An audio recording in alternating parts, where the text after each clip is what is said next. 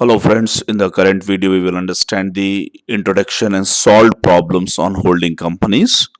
So here I will take up the basic introduction part and the concepts. Besides, I'll take up two solved problems of the university level, right? So we will proceed. What is holding companies? Presume that we'll take an example. We have one company called as H Limited and one more company called as S Limited. Two legal independent units we have. Uh, two legal independent units we have, like legal independent entities, two different companies we have. Presume that in the situation H Limited acquired 50% or more shares in S Limited. H Limited has purchased 50% or more shares in S Limited, and then H Limited is called as the holding company of S Limited. The reason is the maximum shares are held by whom? The H Limited here. So whereas when the shares are held by H Limited, maximum or majority, in such a case H Limited is empowered to manage the company and run the company and dominate in the operations and management of the S Limited, because H Limited is having more number of shares, right? So in such a case, H Limited is called as a holding company of S Limited, and S Limited called subsidiary of H Limited, right? Then presume that there is one more company called as A Limited, and S Limited purchased more than 50% or 50% shares in A Limited. S Limited has purchased. Presume that. Already S is the subsidiary of H Limited, and A Limited is one more company. In that company, S Limited has acquired 50% or more than 50% shares. Then S Limited is called as holding company of A Limited, whereas A Limited is called as subsidiary of S Limited, right? So like this kind of a relationship exists here. And the next situation is what? There is no relationship between A and H Limited. There is no relationship between A and H Limited. And here the relationship exists is, I will tell you once again, H Limited acquired 50% shares in S Limited. Therefore, H is the holding company of S. S is the subsidiary of H. Whereas S Limited already acquired 50% or more in A Limited. Therefore, A Limited, S Limited is the holding company of A Limited, and A Limited is the subsidiary of S Limited. There is no relationship between S, A and H Limited, but still H Limited is called the holding company of A Limited.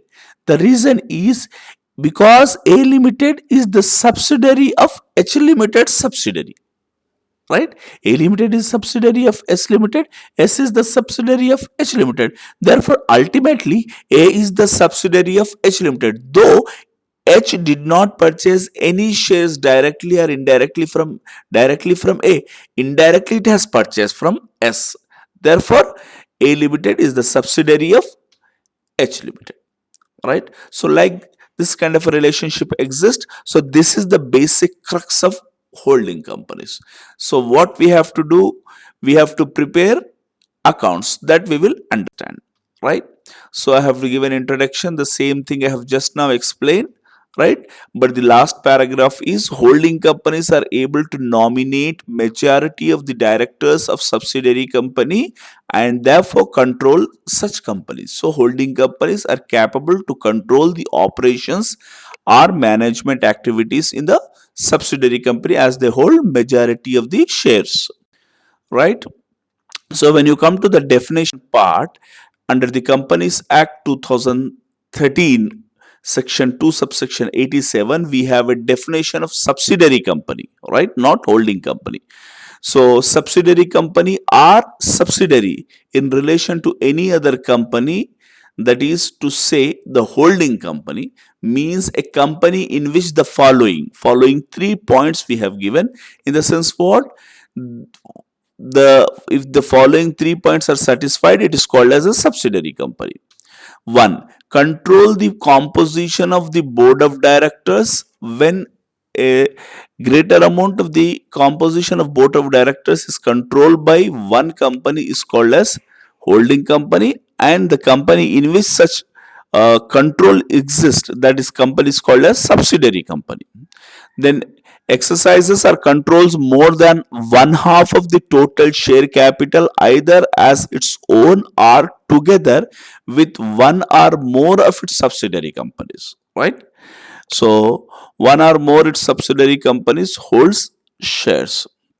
Then third one is the company is a subsidiary of a company which is that other company's subsidiary. The earlier example I have stated that A is the subsidiary of H Limited, though the H did not purchase any shares directly from that company, right? So this is the definition given in the Companies Act 2013, sections 2 subsections 87, right? Then two concepts we have here: wholly owned subsidiary. What do you mean by wholly owned subsidiary? All the shares with 100% voting rights are purchased by holding companies. Total shares, not 50%. Total shares purchased by holding company in the subsidiary company is called as wholly owned subsidiary. When partially owned subsidiary, right, when only majority of the shares, that is more than 50% are owned by holding company, then it is called as a partially owned subsidiary, right? So these are the two concepts are there: partially and wholly owned subsidiary. Then accounting treatment is the very important concept that we need to understand. When you talk about the accounting treatment, we must understand the preparation of consolidated balance sheet. What do you mean by this preparation of consolidated balance sheet? A holding company required to present to its shareholder consolidated balance sheet of holding company and its subsidiaries. So H Limited, in the earlier example, while preparing its balance sheet, it will consolidate the balance sheet of H Limited, S Limited, as well as the A Limited, as though both the companies are its subsidiaries, right? So that is called as consolidation of balance sheet. That is the most important accounting treatment we must understand. So consolidated balance sheets refers to combining the balance sheets of holding and subsidiary company together, right?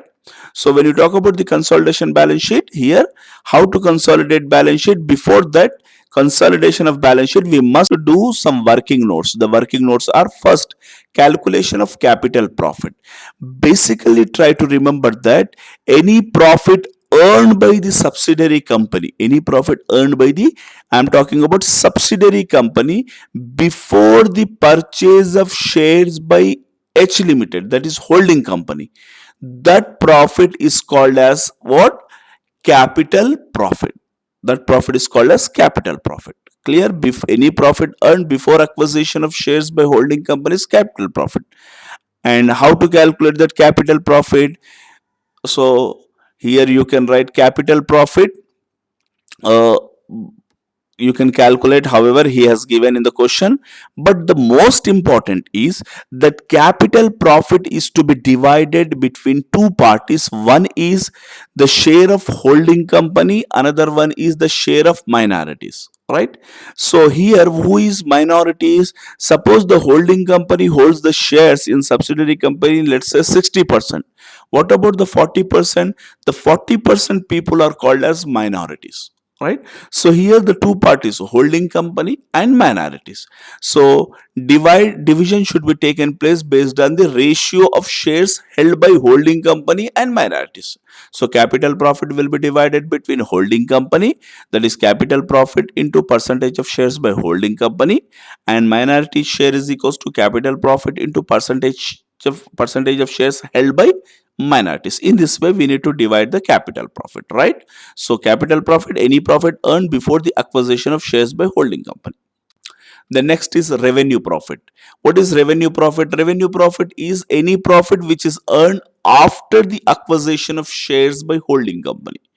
Before it will become capital profit, after it will become revenue profit, right? How to calculate revenue profit? The same way, any profit earned after the acquisition is revenue profit. And basically this profit even will be divided into two categories. One is share of holding company, another one is share of minorities. How to calculate revenue profit? Into percentage of shares held by the holding company. Revenue profit minority share is equals to revenue profit into percentage of shares held by minorities. Like this we can divide the profits into holding company shares and minority shares, right? If it is fully owned, total holding company. Right. Next, the most important concept is cost of control, goodwill. Both are same, are capital reserve. Here, what is happening? The holding company acquires more than 50% of shares of the subsidiary company. Such shares may be acquired at market price, which may be at a premium or discount. So the purchase of shares may be market price, may be more or less, premium or discount. This amount reflects in the balance sheet of holding company as goodwill or capital reserve. Then what is this concept? That first I will show you calculation part, then I will explain you further. So calculation of cost of control, goodwill or capital reserve. How to calculate? First we'll take cost of the investment in S Limited, cost of the value of shares that purchased in the what subsidiary company, that we will take, minus face value or nominal value or paid up value of the shares held by the holding company. So first we'll take at what price, whether premium or discount or whatever it may be, the price which is purchased in the market. Out of that price, we so that market price we will take minus face value of the shares. That after deducting face value, what we will deduct? Less share of H Limited in capital profit will be deducted. Share of H Limited in the capital profit, not revenue profit. Only capital profit we will deduct, right? Then share of in appreciation of fixed asset.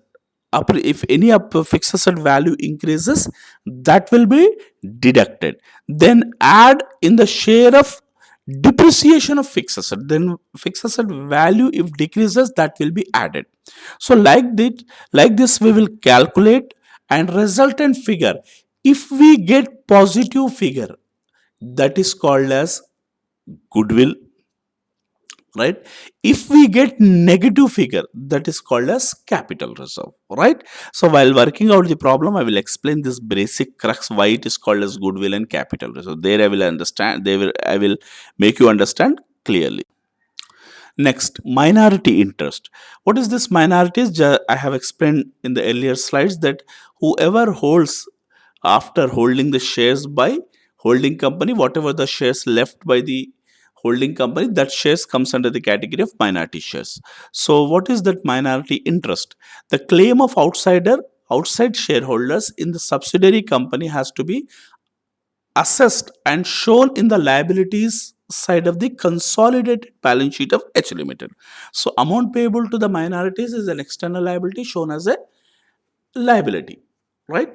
So how to calculate this minority interest? First we'll take face value or paid up value or nominal value. Anything is fine, anything is same. Value of shares held by minorities or outsiders. That face value we will take. To this face value we will add what we call share of capital profit, and we will add share of revenue profit, right? Both will be added.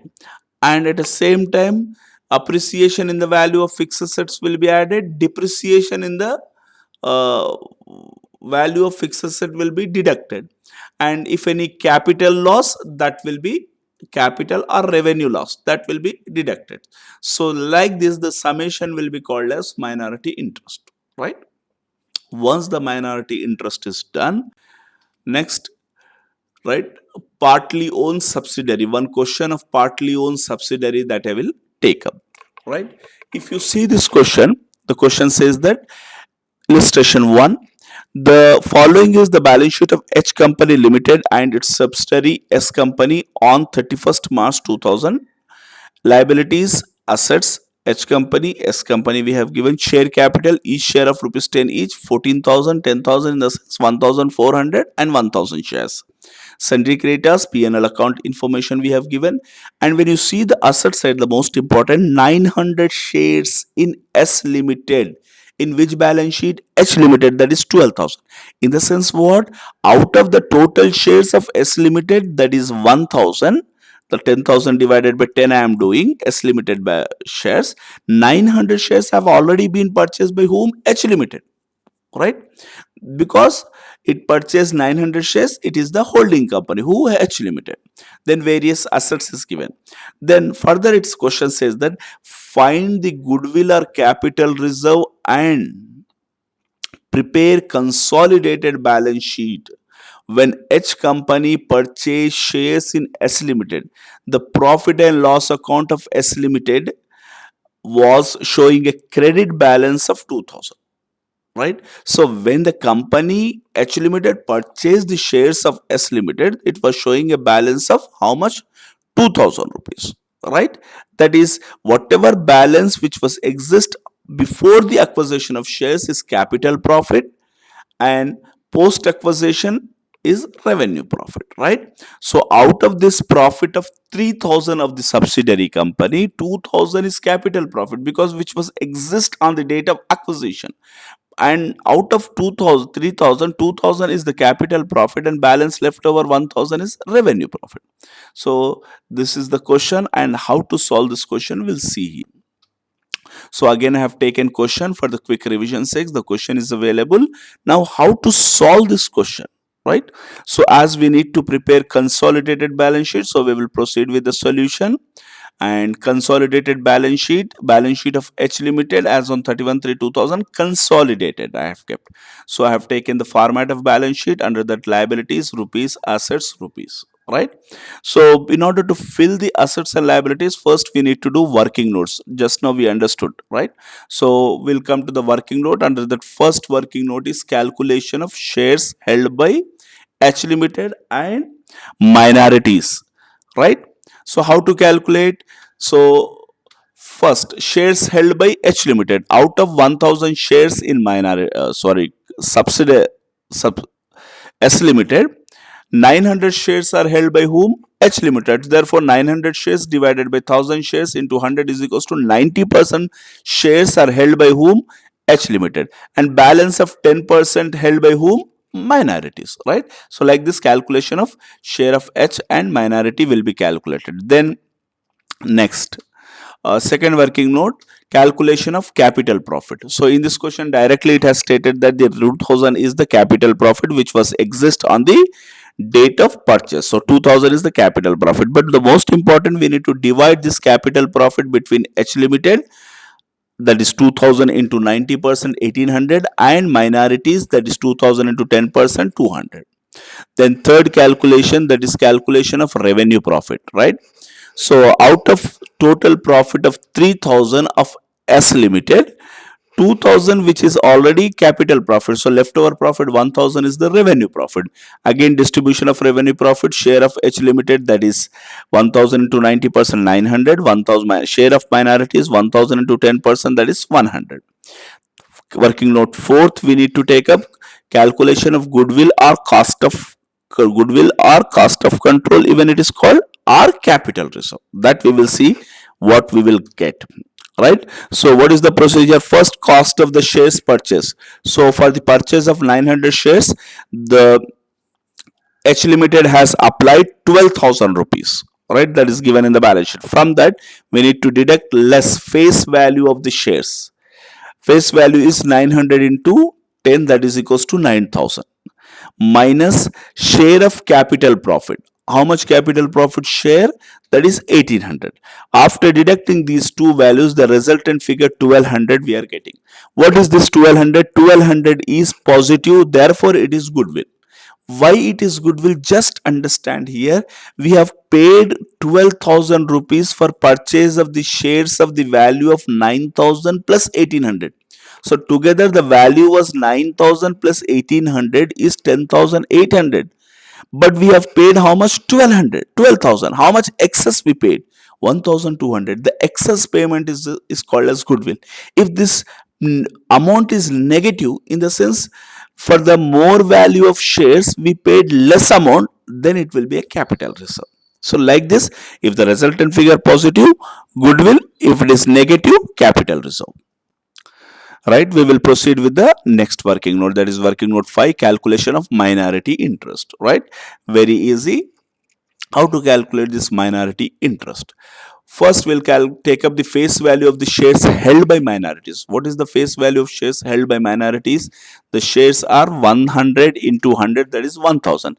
Add share of capital profit 2000, add share of revenue profit 100. Together it is 1300 is the minority interest. Right? But bear in mind, we did not consider for calculation of capital reserve or goodwill the share of revenue profit of H Limited. We have considered only capital profit. What to do with the share of revenue profit of H Limited? That is 900. It will be recorded in the balance sheet while taking profit and loss account. Right? Once these working notes are done, we will proceed and start with the preparation of what? Our balance sheet. How to prepare balance sheet? Balance sheet of H Limited. Which company balance sheet it is? It is the balance sheet of H Limited. Right? So first, on the liability side, share capital. How many? So each share of rupees 10 each. Therefore, what is the total amount of shares? Only H Limited, that is 14,000 we need to take. Right? Then profit and loss account. So profit and loss account, already there was an existing balance of profit and loss account of H Limited is 5,000, and together the revenue profit of the H Limited, how much? 900. So 5,000 plus 900, that is 5,900 will be the P&L account. Then comes to creditors. Creditors will be external liability, therefore both the values will be added, that is H Limited and S Limited, collectively it will be 15,000. Right? So when you come to the asset side, so then liability side only, the minority interest we calculated. That minority interest will be written as a liability. That amounts to how much minority interest? That is 1300. Just now we calculated in working notes. So next, various assets. The assets comes to how much? Various assets 17,000 plus 18,000, together it is 35,000. But most important, the 9,900 shares in S Limited, that will not be written because we are consolidating the balance sheet. Right? So therefore the value of goodwill will be recorded, which is just now calculated, that is 1200. If it would have been capital reserve, then we would have taken on the liability side. Right? So this is the way we need to prepare the balance sheet. Then try your luck by what we call totaling. So when you make the total, both the sides, this 36,200, it is getting tallied. Right? So this is the way we need to work out the problem. Clear? So we will proceed with the next question, that is wholly owned subsidiary. So what will happen when all the shares have been purchased by the holding company? Right? So when you see the illustration 2, Krishna Limited acquired the shares of Radha Limited on 1/1/2010 from the balance sheet given below. Prepare the consolidated balance sheet. Right? So balance sheet of Krishna and Radha both have been given, that is share capital of rupees 10 each, 8 lakhs and 3 lakhs, sundry creditors, bills payable, reserve on 1/4/2009. Bear in mind 3 dates. One is, when did Krishna purchase the share? 1/1/2010. And the balance sheet closing date is 31/3/2010. In the sense, before the closing of the balance sheet, 3 months before the shares have been acquired by the Krishna. Right? And the reserve which is given 1/4/2009, it is last year's reserve. And profit and loss account is also given. When you come to the asset, land and building, plant and machinery, furniture, investment in Radha Limited, total shares have been purchased by Krishna Limited for rupees 5 lakhs of Radha Limited. Stocks, sundry debtors and bank balance is given. Then further, the profit and loss account of Radha Limited was showing a credit balance of 6,000 on 1/4/2009. So opening profit and loss account balance was 6,000. So when you come to the balance sheet of S Limited, this Radha Limited, when you see reserve is 1/4/2009, balance 40,000 is totally capital profit, because acquisition of shares took place on 1/1/2010. This reserve is before acquisition. Then when you come to the profit and loss account, 30,000 of this profit and loss account, 30,000, 6,000 is already exist on 1/1/2009. Therefore 6,000 is completely the capital profit. So out of 30,000, 6,000 is gone, left over is 24,000.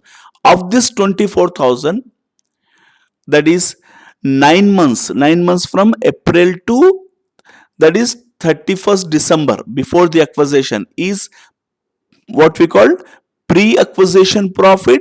And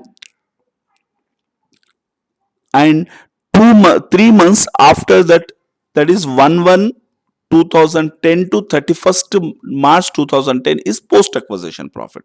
So that way we need to segregate. So we will come to the solution first. Again, I have taken the question, then we'll come to the solution, then balance sheet format I have taken, that is consolidated. Now working notes. In this, it is wholly owned subsidiary, therefore directly we will start the calculations, right?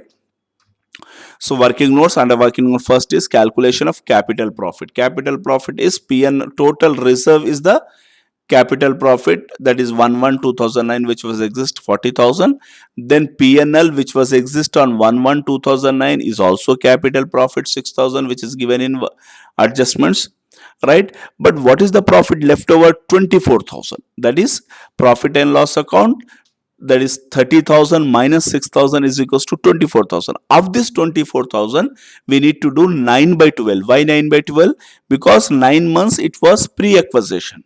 So out of this, so we presume that the profit has been earned uniformly. Therefore 24,000 into 9/12, we will get 18,000. So consolidatedly this will be our capital profit, right? So then we will take second working note. When you take the working note, so here division of capital profit into holding company and minority will not take place, because there is no minority concept, because all the shares are purchased wholly by Krishna Limited here, right? Then we will come to the calculation of revenue profit. So revenue profit is equals to the same way profit and loss account, that is 24,000 into 3/12 we need to do, because that is we have purchased on 1/1/2010, therefore January, February, March, 3 months. Therefore 3/12 if you do, that comes to 6,000, right? So working note 3, calculation of goodwill or capital reserve. How to calculate goodwill or capital reserve?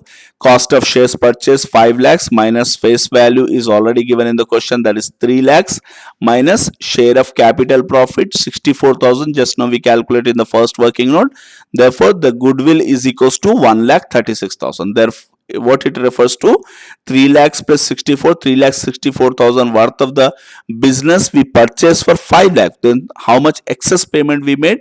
1,36,000. This amount is called as our goodwill, right?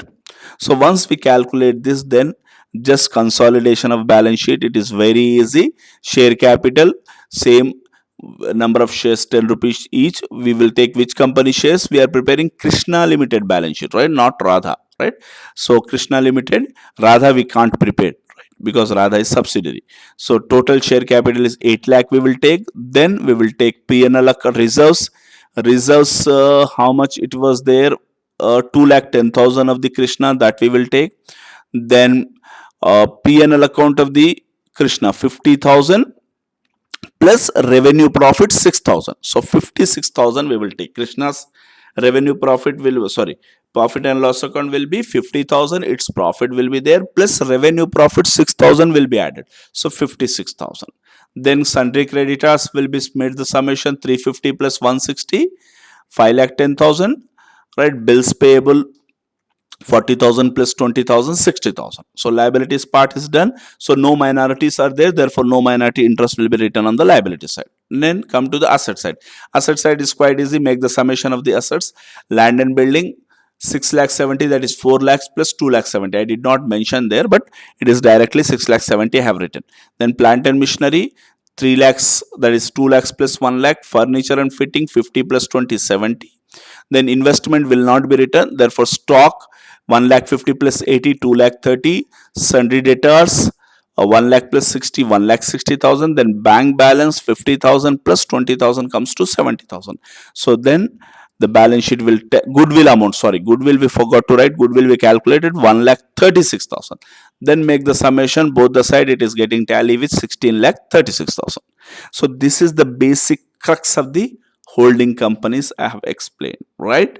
So most important is you must concentrate the concept here. Holding company is one of the toughest chapter, so you must give 100% priority. Then in the down the line videos I will explain some graded illustrations, some university questions, and it will be shown in the I button as well as description box. So thank you very much being patient listeners, and this video has become a lengthy video, that's half an hour, no problem, you can easily watch. So thank you being for patient listeners and watching my video, right? And please move subscribe my channel and motivate me to make more qualitative videos. Thank you very much, and being my subscriber as well as watching my video. Thank you.